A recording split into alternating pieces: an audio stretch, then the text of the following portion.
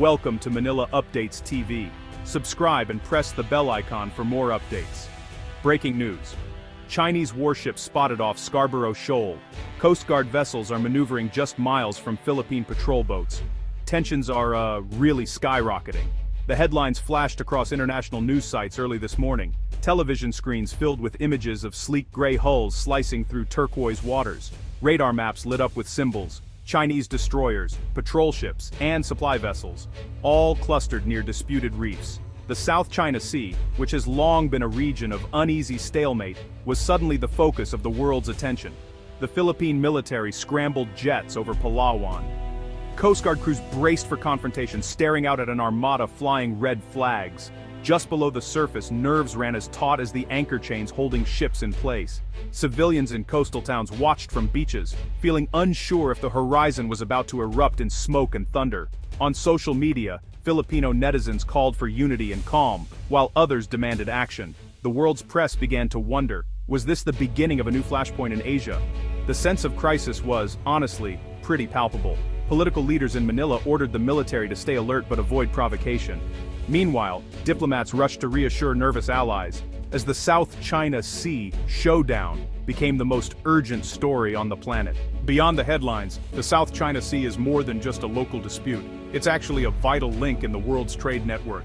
Every year, ships carrying more than $3 trillion in goods pass through these waters. Oil tankers from the Middle East, container ships from Japan, and bulk carriers from Australia all rely on these sea lanes. If the South China Sea were to close, global supply chains would freeze. Electronics, cars, clothing, and food would be stranded at ports.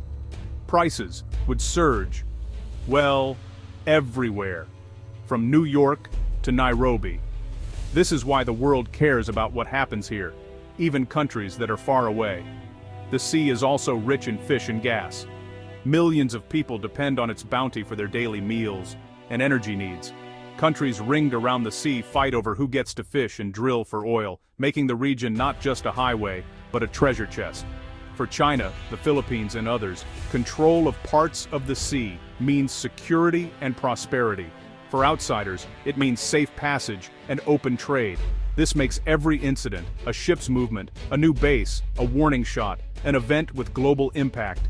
The South China Sea is surrounded by many countries, each with its own map of claims. China points to a sweeping 9-dash line that covers nearly the whole sea. The Philippines claims the West Philippine Sea, which includes areas close to its main islands. Vietnam, Malaysia, Brunei, and Taiwan also draw lines, sometimes crossing each other's. These overlapping claims are based on history, old maps, and modern laws. China says its record of fishing, sailing, and naming islands goes back centuries. The Philippines and Vietnam point to their own explorers, fishermen, and settlements. Malaysia and Brunei claim parts based on their coasts. International law tries to help. The United Nations Convention on the Law of the Sea, or UNCLOS, gives countries a 200 nautical mile exclusive economic zone, or EEZ. But when these zones overlap, the arguments get complicated. The sea's islands, rocks, and reefs become pieces in a high-stakes puzzle. This tangled web of claims makes every new ship, drill, or outpost a possible spark. No country wants to give up what they see as their right. Each move is watched closely by neighbors and the world, turning the sea into a chessboard of strategy and suspicion. In 2013, the Philippines took a bold step. It brought China to court in The Hague, asking for a legal verdict on the South China Sea. The case was heard by an international tribunal under UNCLOS rules. In 2016, the judges delivered a historic ruling. They said China's 9-dash line had no legal basis. They ruled that many features claimed by China were not real islands, so they did not generate big maritime zones. The verdict was clear. Much of the area belonged to the Philippines' EEZ, not to China. China rejected the ruling immediately, calling it a piece of waste paper. It continued to build bases, land new runways on reefs, and send ships into disputed zones. The Philippines, under President Duterte, chose not to push the victory too hard, seeking Chinese investment and dialogue instead. But the legal groundwork was set. Other countries, the US and the EU, have cited the tribunal when criticizing China's actions. The ruling remains a point of law, even if it is not enforced on the water. It is a symbol of the struggle between power and principle in the South China Sea. The United States has no claims in the South China Sea, but it does have vital interests. For decades, the U.S. Navy has sailed these waters to ensure what they call freedom of navigation. This basically means that ships from any country can pass safely and without interference. When China builds bases or warns off ships, the U.S. responds by sending destroyers close to those disputed islands. These missions, known as Freedom of Navigation Operations, or FONOPs, are designed to challenge what the U.S. calls excessive maritime claims. The U.S. says it's not taking sides on sovereignty, but it simply will not accept any country closing off the sea. America's presence here is about more than just ships. The U.S. has defense treaties with the Philippines and close ties with Vietnam and Malaysia. It runs joint exercises, shares intelligence, and trains local navies. In recent months, even more U.S. aircraft and warships have visited the region, making it clear that Washington is watching every move. For China, this definitely feels like interference. For the Philippines and others, it's more like reassurance. But every close encounter, jet to jet, ship to ship, raises the risk that a mistake could spiral out of control. In recent years, China has poured resources into its Navy, Coast Guard, and Air Force. Today, Chinese warships are among the most advanced in Asia. They often sail in groups, destroyers, frigates, missile boats, all escorted by what is now the world's largest Coast Guard. China also sends bombers and fighter jets over disputed islands. Sometimes, they fly low over Philippine outposts and drop flares as a warning. On the water, Chinese ships block Philippine resupply missions, blast water cannons, and shadow fishing boats. Behind the scenes, satellite images show bases growing on reefs. Radars, missiles, and runways have appeared where none existed just a decade ago. China says these are for defense, but neighbors see them as threats. The scale of China's deployments is meant to send a clear message: Beijing will not back down. For countries like the Philippines, it's a daily challenge to maintain a presence, support their fishermen, and avoid being pushed out. With so many ships, planes, and patrols crowded into a small area, the risks multiply. An accidental collision, a warning shot, or a misheard radio message could set off a crisis. In recent months, Chinese and Philippine ships have brushed hulls, sparking tense standoffs and angry words. Warships and Coast Guard vessels often maneuver dangerously close. Jets fly just meters apart, their pilots under immense pressure. Sometimes laser beams and water cannons are used, causing injury and damage. Unlike during the Cold War, there are few agreed rules or communication hotlines.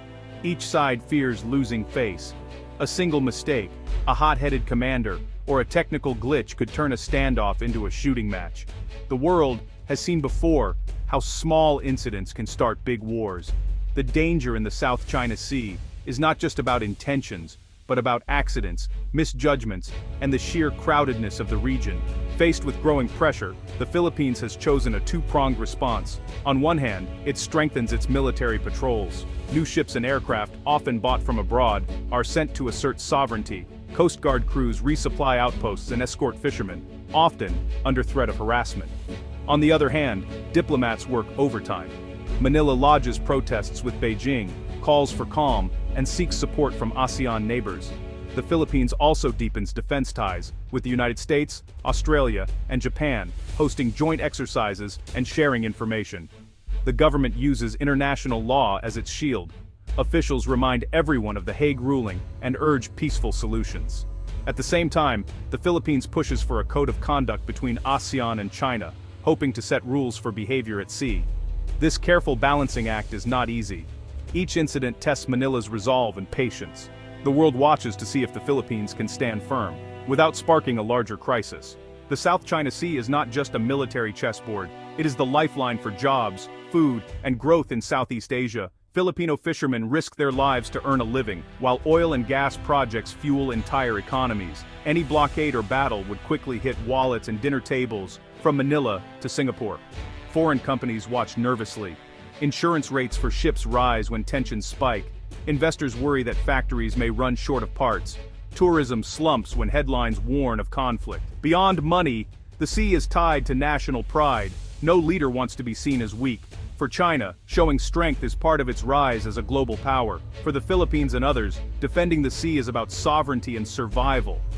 Stability is fragile. Each new standoff sends shockwaves through markets and foreign ministries. The risk is not only local, but regional and global. What happens in the South China Sea can affect the whole world.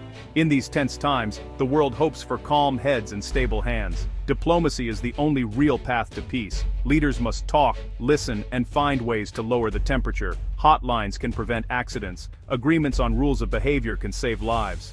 International law, especially UNCLOS and the 2016 tribunal ruling, offers a roadmap. Respecting these rules is key to fairness and stability. The sea belongs to all, not just the strongest. Dialogue between ASEAN, China, and outside powers is more urgent than ever. The risks are real, but so are the hopes. The region has seen conflict before, but has also shown resilience. By choosing communication over confrontation and law over force, the South China Sea can remain a highway for peace and prosperity. The world is watching. The choices made now will shape Asia's future, and the fate of one of the planet's most important seas.